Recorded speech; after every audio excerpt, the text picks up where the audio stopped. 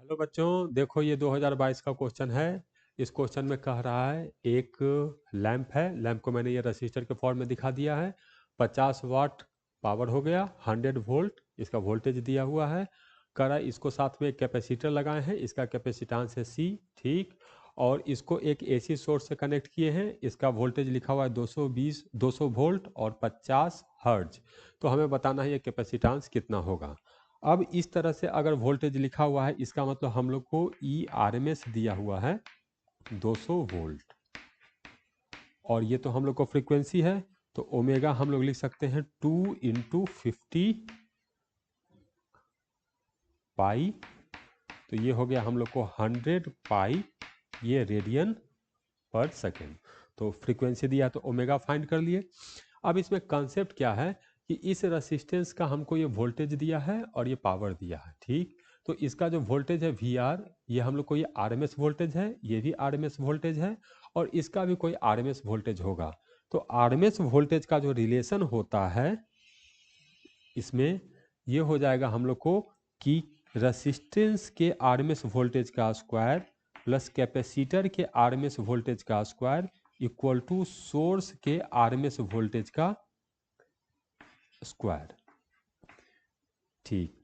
तो हमको ये दिया है तो हम लोग इसका वोल्टेज कैलकुलेट कर सकते हैं, ठीक। ये हो गया। अब इसमें जो RMS करंट होगा, ये सीरीज में लगा हुआ है, तो जो करंट इसमें होगा वही RMS करंट इसमें होगा। इसका मतलब इसका RMS करंट और इसका RMS करंट बराबर कर देंगे हम लोग, ठीक। तो पहले इसको हम लोग फाइंड करते हैं। VR हम लोग को दिया हुआ है 100, तो ये हो गया 100 का स्क्वायर प्लस VC स्क्वायर, और ये हो गया 200 का स्क्वायर।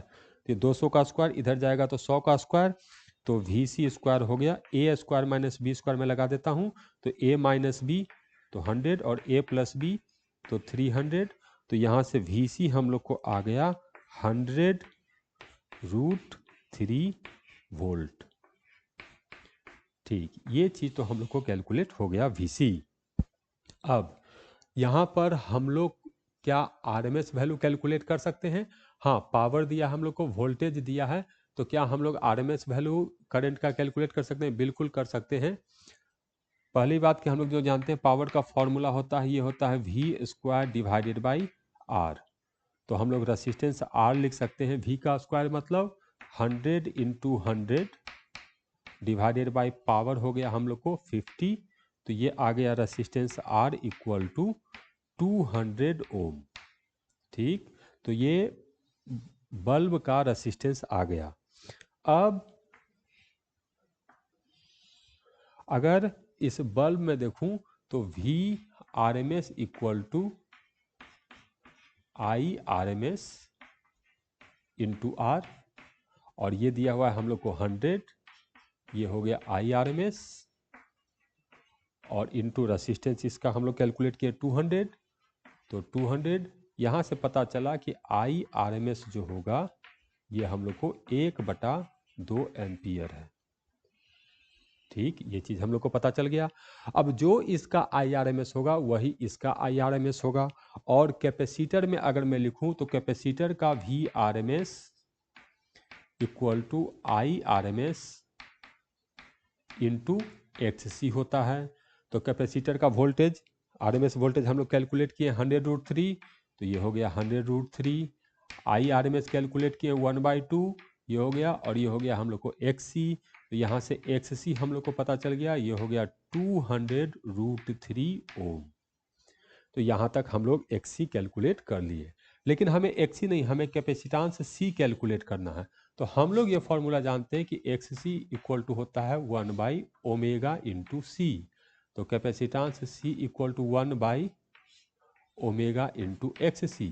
अब इसमें वैल्यू पुट कर देते हैं, तो 1/ओमेगा हम लोग को 100 पाई है, तो 100 पाई, और XC, तो XC हम लोग को ये आया है, तो 1/200√3, और ये आएगा हम लोग को फैराड में।